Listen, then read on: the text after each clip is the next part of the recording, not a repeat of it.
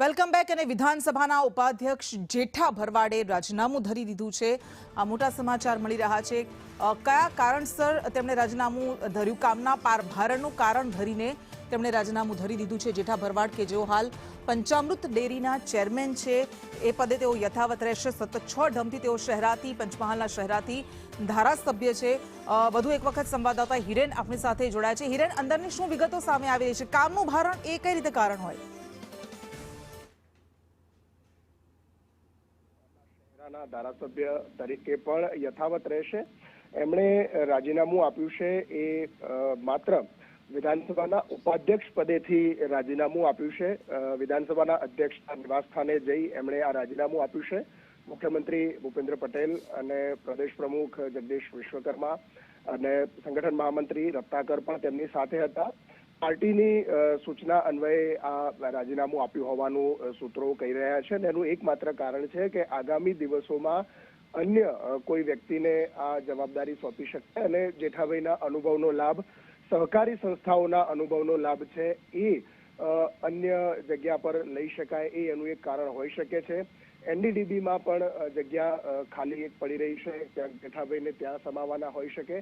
પણ અત્યારની જે સ્થિતિ છે એ અંતર્ગત પાર્ટીની સૂચના અન્વયે અને એમને આ રાજીનામું વિધાનસભા અધ્યક્ષને સોંપ્યું છે। વિધાનસભા અધ્યક્ષે એમના રાજીનામાનો સ્વીકાર કર્યો છે। પાર્ટીની સૂચના અન્વયે આ રાજીનામું આપવામાં આવ્યું છે, પણ આધિકારિક જે રાજીનામું આપ્યું એમાં શું કારણનો ઉલ્લેખ કર્યો છે? આધિકારિક જે રાજીનામાનું પત્ર છે એની અંદર માત્ર ને માત્ર હું મારા વ્યક્તિગત કારણોસર વિધાનસભાના ઉપાધ્યક્ષ પદેથી રાજીનામું આપું છું એ પ્રકારનો જ ઉલ્લેખ કરવામાં આવ્યો છે। અન્ય કોઈ પણ પ્રકારની બાબતોનો ઉલ્લેખ એમાં કરવામાં નથી આવ્યો। જ્યારે કોઈ ધારાસભ્ય રાજીનામું આપતા હોય છે ત્યારે પણ આ જ પ્રકારે એમનું લખાણ હોય છે કે હું મારા વ્યક્તિગત કારણોસર ધારાસભ્ય પદેથી રાજીનામું આપું છું। એ જ પ્રકારનું પત્ર જેઠાભાઈએ વિધાનસભાના ઉપાધ્યક્ષ પદેથી રાજીનામું આપું છું એ પ્રકારે વિધાનસભા અધ્યક્ષને સુપ્રત કર્યો છે। સતત 6 ટર્મથી તેઓ ધારાસભ્ય છે, મધ્ય ગુજરાતનો મોટો ચહેરો માનવામાં આવે છે અને સહકારી ક્ષેત્રમાં પણ એક મોટું નામ છે।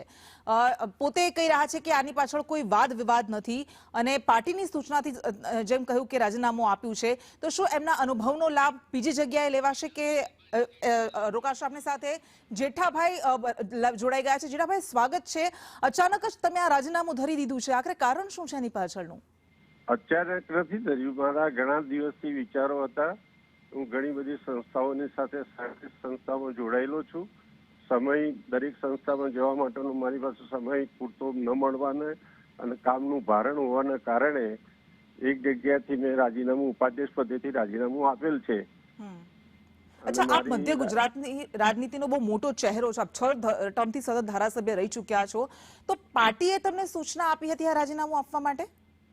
પાર્ટી સૂચના નહીં, મેં પોતે વિચાર્યું કે હું આટલી બધી જગ્યાએ છું, સમય આપી નથી શકતો, તો મેં મારી સ્વેચ્છાએ કે મારી જગ્યાએ કોઈ બીજા એક કાર્યકર્તાનો સમાવેશ થાય એ દ્રષ્ટિએ રાખી અને દરેક જગ્યાએ દરેકને કંઈક ને કંઈક ભારતીય જનતા પાર્ટી કોઈ પણ જગ્યાએ હોય તો દરેકને કંઈક ને કંઈક મળવાની ઈચ્છા હોય।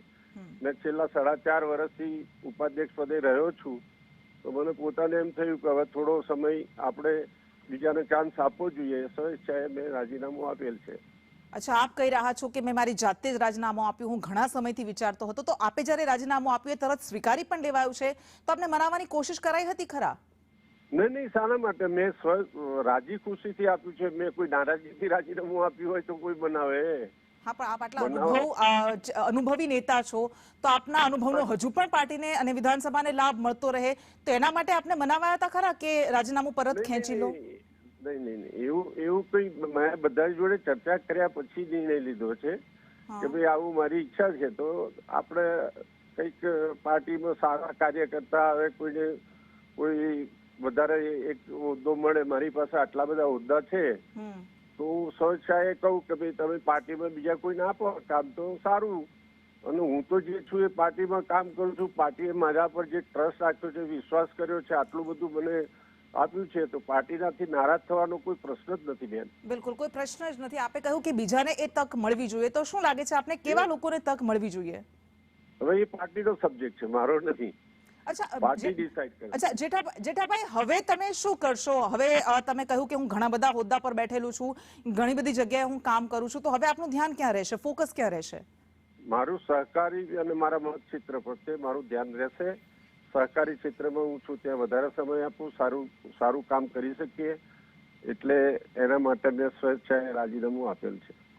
અચ્છા જેઠાભાઈ, ભારતીય જનતા પાર્ટીની જે એક હોદ્દાની પોલિસી છે, એક વ્યક્તિ એક હોદ્દાની, તો એ આધાર પર તમે આ રાજીનામું આપ્યું છે? ના, એવું કોઈ એક વ્યક્તિ એક હોદ્દો એવું કોઈ મારી સાથે એવું કોઈ વાત નથી થઈ, પણ પરંતુ મેં એવું વિચાર્યું કે ભાઈ આ જે દરેક કાર્યકર્તા આટલા વર્ષોથી કામ કરતો હોય તો હું તો એટલો હેપી છું, મને કોઈ તકલીફ નથી. પાર્ટીએ આટલું બધું મારા પર વિશ્વાસ રાખીને 6 ટર્મ સુધી હું ધારાસભ્ય રહ્યો છું અને પાર્ટીએ મારી કદર કરી છે, તો હું સ્વેચ્છા એમ કહું કે કાલે બીજા કોઈ વ્યક્તિને મારી જગ્યાએ મળે તો એ બિચારો કેટલો હેપી થાય. મને તો કોઈ ફરક પડવાનો નહોતો. બિલકુલ, આપ કહી રહ્યા છો કે કોઈ જેવી નારાજગી નથી. જગદીશ વિશ્વકર્મા જ્યારથી પ્રદેશ પ્રમુખ બન્યા, એક એવી આશા હતી કે હવે ધીમે ધીમે જે યંગ ચહેરાઓ છે, યુવા ચહેરાઓ છે, એમને સ્થાન આપવામાં આવશે. તમે કહો છો કે મેં સ્વેચ્છાએ રાજીનામું આપ્યું. તમને એવું લાગે છે કે અન્ય પદો પર પણ જે વરિષ્ઠ નેતાઓ બેઠા છે, જે એમને પદ મળેલું છે, એમણે પણ યુવા ચહેરાઓને હવે તક આપવી જોઈએ, એમના માટે માર્ગ મોકળો કરવો જોઈએ? એ પાર્ટીનો વિષય છે બેન. પાર્ટી જે નિર્ણય કરે એ પાર્ટીના નિર્ણયને આપણે સ્વીકારવો જોઈએ. હું તો તમામ કાર્યકર્તા, પાર્ટીનો નિર્ણય છે, તમારો પોતાનો નિર્ણય નથી. મારો પોતાનો નિર્ણય છે, પાર્ટીનો નિર્ણય. બધાની સાથે વાટાઘાટ કરીને મેં સ્વેચ્છાએ કીધું છે તો મારે આપવું જોઈએ. એમાં મને ખોટું શું લાગવાનું હતું? અચ્છા, પણ મેં આટલા વર્ષ સત્તા છે, આટલી બધી મારી જોડે સંસ્થાઓમાં કામ કરું છું, તો પાર્ટીની મહેરબાનીથી તો કરી રહ્યો છું ને. અચ્છા, તો હવે આપનું ધ્યાન, આપની શું ઈચ્છા છે કે હવે શેના પર આપને ફોકસ કરવું છે, કયા કામ પર? મારા જે સહકારી સંસ્થામાં હું જે જગ્યાએ છું એમાં વધારે સમય આપું. મારી પંચમહાલ ડેરી છે, પંચમહાલ બેંક છે, મારો મત વિસ્તાર છે, ત્યાં કાર્યકર્તાઓ સાથે વધારે સમય આપી શકું, કાર્યકર્તાઓને સાંભળી શકું. તે માટે જે કામ વધારે સરળ થઈ શકે, અહીંયા મારી જગ્યાએ કોઈ પણ આવશે તો એને પણ સંતોષ થશે અને મને તો સંતોષ છે જ. ભારતીય જનતા પાર્ટીએ મને આટલું બધું આપ્યું છે, એનાથી સવિશેષ બેન શું હોઈ શકે? અચ્છા જેઠાભાઈ, આપ જે પ્રદેશમાંથી આવો છો, પંચમહાલથી, એ હજુ પણ તુલનાત્મક રીતે અન્ય જિલ્લાઓ કરતા, અન્ય પ્રદેશ કરતા ઘણો પછાત છે. આપને લાગે છે કે આપે એ દિશામાં પણ વધારે કામ કરવું જોઈએ? ચોક્કસ. મારા વિસ્તારના જિલ્લાના લોકોની સાથે વધારે સરસ કામ થાય, વધારે લોકોને મળી શકાય, વધારે સમય આપી શકાય. અને એ સ્વાભાવિક છે કે દરેક વિસ્તારના દરેક ધારાસભ્ય પોતાના વિસ્તારનો વિકાસ થાય એ છે. મારા વિસ્તારમાં ભારતીય જનતા પાર્ટીના વખતમાંથી જે કામો થયા છે, મારા 6 ટર્મ સમય દરમિયાનમાં જે કામો થયા છે, એવા કામો કોઈ પણ વિસ્તારમાં નહીં થયા હોય. એટલા બધા કામો ભારતીય જનતા પાર્ટીના આવ્યા પછી મારા વિસ્તારના વિકાસ થયો છે. તો હું ભારતીય જનતા પાર્ટીનાથી કોઈ નારાજગી હોઉં કે નારાજ થઉં, અને ભારતીય જનતા પાર્ટીએ મને આટલું બધું આપ્યું છે, આ 4.5 વર્ષ સુધી મેં ડેપ્યુટી સ્પીકરનું પદ નિભાવ્યું છે, તો હવે કોકને ચાન્સ મળે, કાર્યકર્તા ખુશ થશે. અને મારી પાસે તો ઓલરેડી આટલું બધું કામ